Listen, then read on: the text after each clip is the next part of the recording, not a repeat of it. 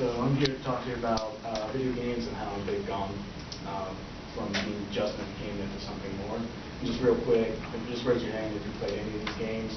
Pong, Pac-Man, Mario Brothers, Angry Birds. And I pretty much got everyone. Congratulations, you're all gamers. I've been playing games since I was 5 or 6 with the original Nintendo, and still do to this day. I started working in the video game industry on the retail side in 06. I helped launch the Wii and PlayStation 3, and I still do to this day. Worked in GameStop, a local video game store, and I own my own store now, so I have a lot of experience with the medium. And like I said, they started off as entertainment, especially aimed at toys, especially in the 80s. And they've kind of gone beyond that. Now you can teach or learn through them. They also become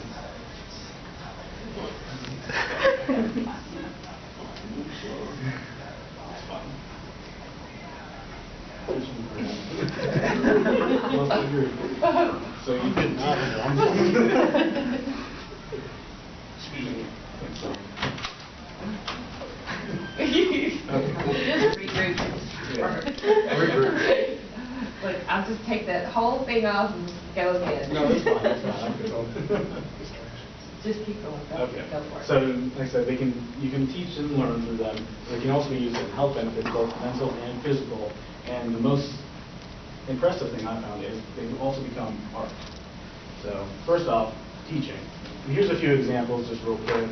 Games like Rock Band and Rocksmith, they have pro modes to teach you to actually play the instruments: bass, guitar, drums, and singing. SimCity, which is where you play the mayor of a city, has you dealing with the infrastructure of the city. Everything from education, pollution, sanitation, road building, medical, police, budgeting. So a lot of people just through playing the game and make their own city, learn all of this stuff just kind of off to the side, not intentionally. And there's this new game that just came out for iPad called If, that helps children learn emotions and empathy and how to deal with those emotions with other people. Especially considering a lot of kids today are on iPads or iPhones and working better than most of us in this room. It's really helpful to, get some kind of emotional growth through that. A really big one though is this game called DragonBox, which helps teach algebra, everything from basics to actual algebraic equations. It first starts out with just pictures instead of your X, Y, Z, and numbers, and then it's aimed at kids from 5 through high school.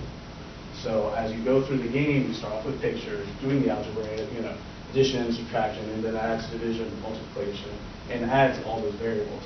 And the point of the game is there's these cool little baby dragons that, by solving problems, turn into these really cool big dragons. And this is actually developed by a former math teacher and cognitive professor. So it has a lot of pedigree behind it. And it was actually used by Washington State in the algebra challenge to solve 250,000 algebra problems in a week. Instead, they solved 390,000 problems in 5 days. So it's definitely been shown to work.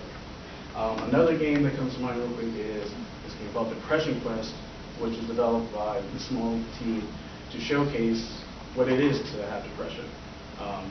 And for the people who have it to understand what it is, to know there's other people out there with it, and those that don't, to understand, well, what are the symptoms and how you can help out. And which leads me to health.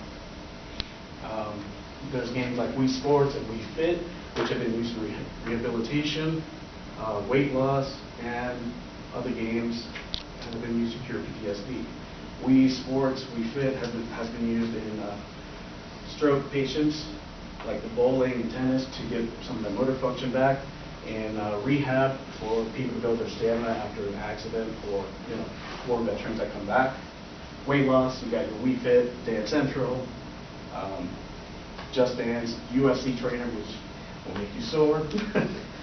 And the PTSD one I found really interesting is they use games like Call of Duty and Medal of Honor to help find those kind of veterans that have PTSD, then put them in an environment where they repeat that, but they have someone there to help them manage it. And through constant exposure, they learn how to, you can't ever really overcome PTSD, get rid of it, but how to manage those situations. So it's really interesting to see how that even something that's Call of Duty, which I think is completely violence, can help. This is a really interesting one called with the Stones and amputee using the video cameras in a game called Trackmania. They're helping cure phantom pain, where even though he's missing his limb, his brain still, he'll feel the pain or he'll feel like his hand's still there. They use the camera to hook up the probes so it looks like his hand's there. And so he'll mess around that for a while, he comes back a week later, and then they have him play a racing game called Trackmania and uses that digital arm to maneuver the car. And it has actually shown to help reduce that phantom pain. And earlier this year, they hope to start using it in other cases where patients have phantom pain to help cure it. And last but not least, my favorite, art. Now, the Merriam-Webster Online Dictionary defines it as something that is created with imagination and skill, and that is beautiful or expresses important ideas or feelings. I mean, comic books, literature, Mary Shelley's Frankenstein, movies, they all started off, people didn't believe that they were art, especially like comic books and even movies. But now you have things, that have definitely become art, and, well, games, I believe, have done that. MoMA, the Museum of Modern Art, actually added 14 games for a permanent fixture in the museum. Pac-Man, Tetris, The Sims, SimCity 2000, and they're going to keep adding games throughout, until it stops being popular, which hopefully won't be anytime soon. And we do with one other game coming out. It's called That Dragon Cancer, an adventure game about hope in the face of death, a story about raising a son, a parable of grace. This man is making a game about his son with cancer. He's 4 years old with terminal cancer. Just before being 2 months old, they said he'd only live for 4 more months in a few weeks. Now he's 4 years old, and he wants to share that story with us. It hasn't come out yet, but from the few people that have played it and things I've read, it already has an emotional impact. Something that hopefully most of us won't experience, but that we will be able to experience and understand. So I'm going to leave you with just that, hope.